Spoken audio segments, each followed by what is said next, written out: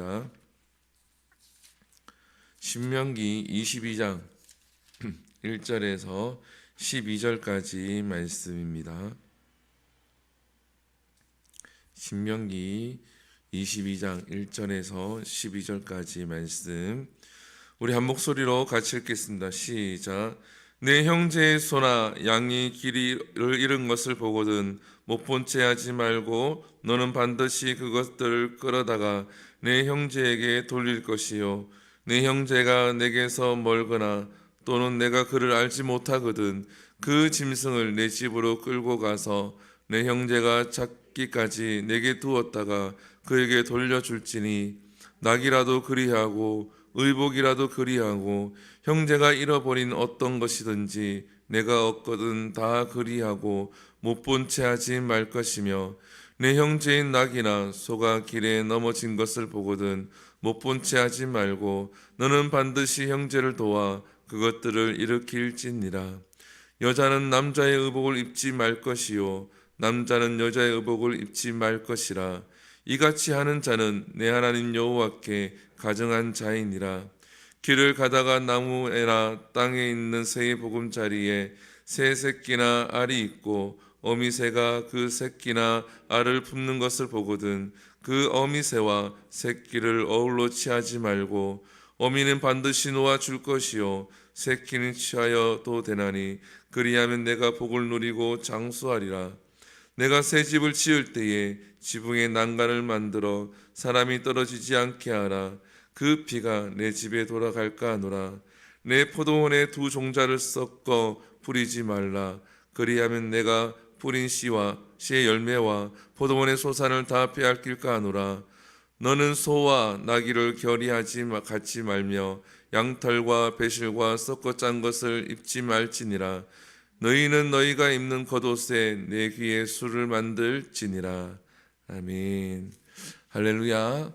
오늘 본문은 하나님께서 기타 규정이라 그래서 여러 가지 에 대해서, 삶에 대해서 말씀을 합니다.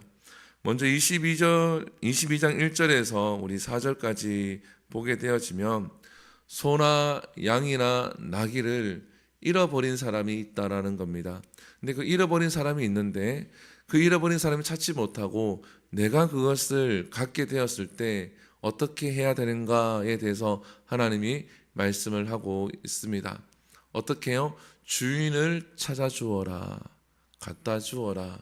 멀리 있거나 누군지 모르면 너가 가지고 와서 그 주인이 찾아올 때까지 잘 데리고 있다가 다시 주어라 라고 하나님께서 말씀을 합니다.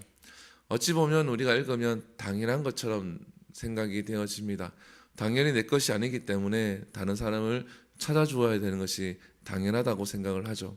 그러나 이때 당시에 고대 근동 지방에서의 문화를 우리가 조금 알면 하나님은 그 시대의 문화와 반대되는 이야기를 하고 있는 겁니다. 그때 당시에는 길에서 줍는 것은 주운 사람이 가지는 것이 문화입니다.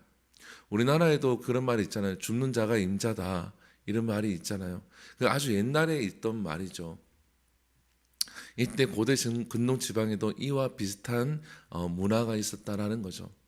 그래서 줍거나 취하게 되어지면 아무리 그 전에 주인이 찾아와서 이것은 내 것이다 라고 주장을 해도 그 주운 사람이 이건 내 것이라고 주장하게 되어지고 그가 소유를 하고 있으면은 뺏어갈 수 없는 시대가 그 시대였습니다.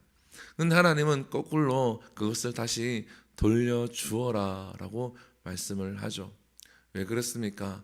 하나님은 이웃을 사랑하고 이웃을 배려하라고 말씀을 하시는 겁니다.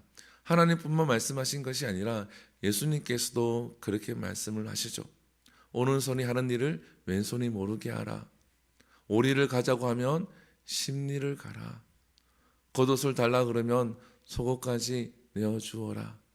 굽는 자에게 구워주어라.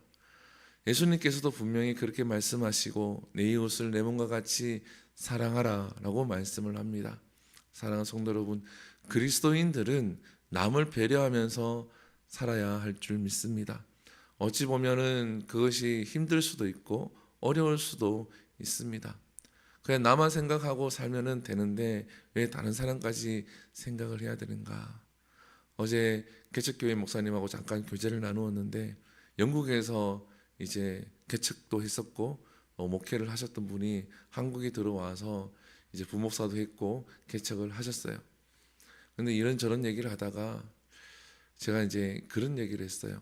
한국 문화에 대해서 이제 기독교 문화에 대해서 좀 안 좋은 마음을 가지고 있는 부분들이 있더라고요. 물론 안 좋은 부분도 있죠. 그러면서 이제 유럽 문화라든지 미국이라든지 이러한 절차를 밟고 있다 한국이 이런 얘기를 하더라고요. 근데 제가 신학교 때도 교수님한테 얘기했던 부분인데 저는 좀 다르게 보는 부분이 있거든요. 그건 뭐냐 하면 유럽 사람과 미국 사람의 민족성과 우리 한국 사람의 민족성은 분명히 다르다라는 겁니다. 유럽과 미국에 있는 민족성은 지극히 개인주의입니다. 그러나 우리나라의 민족성은 정이라는 것도 있고 우리는 우리라는 단어를 많이 쓰게 되어지고 또 공동체에 대한 의식이 미국이나 또한 유럽 사람보다는 조금 더 강합니다. 실제로도 그렇습니다. 그렇기 때문에 한국 기독교가 유럽이나 미국의 그러한 절차를 밟지 않는다고 저는 보거든요. 물론 반면 교사를 삼아서 우리가 문제를 해결해 가야 되는 부분은 있지만 다르다고 생각을 합니다.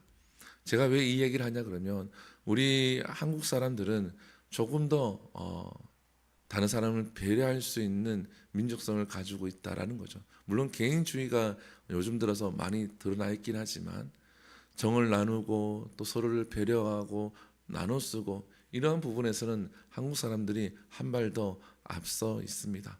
그래서 우리 그리스도인들은 이러한 우리 민족성을 가지고 있기도 하고 우리 그리스도인들은 하나님의 뜻에 따라 예수님의 말씀에 따라 이웃을 배려하며 살아갈 수 있는 저와 여러분들 될 수 있기를 소망을 합니다. 그리고 오늘 본문에 보게 되어지면 또 이런 말씀이 있죠. 6절에 보면 길을 가다가 나무에나 땅에 있는 새 보금자리에 새 새끼나 알이 있고 그 어미새가 그 새끼나 알을 품는 것을 보거든 그 어미새와 새끼를 아울러 취하지 말고 어미는 반드시 놓아줄 것이요. 그리고 밑에 보게 8절에 보게 되어지면 새 집을 지을 때 난간을 지어라 라고 말씀을 하고 있습니다. 취할 때 같이 취하면 좋죠. 새 어미도 취하고 알도 취하면 나의 수익이 늘어납니다. 그죠? 근데 어미는 놓아 주어라라고 이야기를 합니다. 여러분 이렇게 어부들 보게 되어지면 이렇게 물고기를 잡았을 때 아주 작은 물고기는 다시 놓아 주잖아요. 큰 물고기는 잡되 작은 물고기 놓아주고 또 크면 잡고 이렇게 하죠. 우리 어부들은 이와 같이 하나님은 자연을 하나님 세우신 그 질서대로 살아갈 수 있도록 하나님이 만들어 놓으셨다라는 겁니다. 그것을 다 취하게 되어지면 오늘 본문에도 나오고 있지만 우리에게 해가 되어진다라는 거죠. 이렇게 했을 때 너희가 복을 누리고 장수하게 되어진다. 복을 누리고 장수할 수 있는 이유는 무엇입니까? 자연이 자연 그대로 살아가게 되어지고 있을 때에 인간들은 그 자연 속에서 복을 누리고 장수할 수 있기 때문입니다. 그래서 우리가 너무 욕심을 부리지 말고 내게 주어진 것에 의해서만 감사하며 살아갈 수 있는 우리 모두가 될 수 있기를 소망을 합니다. 그리고 새 집을 지었을 때 난간을 만들어라고 하는 것은 우리나라와 같이 이렇게 삼각형 집을 지은 것이 아니라 팔레스타인이나 이 지역은 이렇게 옥상이 평평하게 이렇게 짓습니다. 그래서 그곳에서 올라가서 아이가 놀거나 그랬을 때에 또 누군가 올라갔을 때 그곳에서 떨어질 수도 있거든요. 그래서 난간을 지으라라는 겁니다. 배려를 하라라는 거죠. 어떻게 난간을 짓게 되어지면 재정이 들게 되어지고 힘이 그만큼 더 들게 되어집니다. 그렇다고 할지라도 다른 사람의 생명을 위해서 다른 사람의 안전을 위해서 난간을 지어라. 하나님이 이렇게까지 이야기를 하고 있습니다. 이것 또한 다른 사람을 배려하면서 너희가 삶을 살아라라는 겁니다. 사랑하는 성도 여러분, 그리스도인으로 살아간다는 것이 때로는 어렵게 느껴집니다. 하나님께서는 자기만을 섬기라고 그러고 또 하나님 주신 그 법칙을 지키고 규례를 지키며 살으라고 그러고, 그와 동시에 남을 배려하면서 이웃을 사랑하면서 복음을 전하면서 우리에게 이러한 삶을 살아라라고 얘기합니다. 근데 우리가 가만히 생각해 보면은 하나님의 백성, 하나님의 자녀가 된 것은 하나님의 통치 안에서 하나님의 말씀을 지키며 살아가기로 결단을 한 존재가 저와 여러분들입니다. 그래서 때로는 어렵다고 할지라도 우리가 기도함으로 성령의 힘을 입어서 이웃을 사랑하며 복음을 전하며 살아낼 수 있는 우리 모두가 될 수 있기를 축복합니다. 기도하겠습니다. 사랑과 은혜가 풍성하신 하나님, 참으로 감사합니다. 우리를 하나님 백성으로 삼아주시고 또 하나님의 백성으로 살아갈 수 있도록 날마다 인도하여 주심에 참으로 감사합니다. 하나님, 이스라엘 백성들이 가나안 땅에 들어가기 전에 하나님께서 여러 규례와 여러 규정을 말씀하여 주십니다. 하나님, 우리가 새벽마다 이 부분에 대해서 우리가 함께 읽고 나누는데, 하나님, 이 말씀을 읽고 나눌 때에 그냥 지나가는 것이 아니라 나는 이러한 삶을 살아내고 있는지, 하나님의 말씀과 주님의 말씀처럼 이웃을 사랑하며 이웃에게 베풀며 긍휼을 베풀며 자비를 베풀며 살아가고 있는지 하나님 돌아보게 하시고, 하나님 내 힘으로 할 수는 없지만 성령의 힘을 입어서 하나님의 백성으로서 하나님 이웃을 사랑하며 살아갈 수 있는 우리의 삶이 될 수 있도록 은혜 베풀어 주시옵소서. 이 모든 것 살아계신 예수님 이름으로 기도드립니다. 아멘. 주기도문 예배를 마칩니다. 하늘에 계신 우리 아버지여, 이름이 거룩히 여김을 받으시오며 나라의 임하옵시며 뜻이 하늘에서 이루어진 것 같이 땅에서도 이루어지리이다.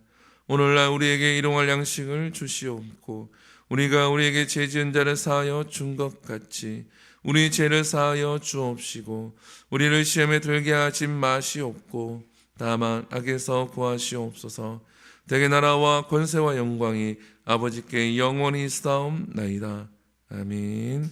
우리 시간 함께 기도합니다. 말씀을 기억하시면서 기도하시고 또한 이 나라를 위해서 기도합니다.